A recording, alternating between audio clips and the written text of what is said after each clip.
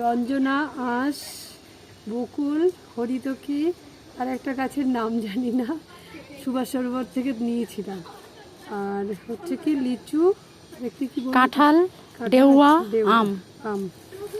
নন্দিতা দি আর আমার সংগ্রহশালা থেকে এই সমস্ত দানাগুলো বেরিয়েছে। এগুলোই আজকে লাগানো হবে সোনারপুরের বলাকা ক্লাবের যে পুকুর আছে সেই পুকুরের চারিদিকে।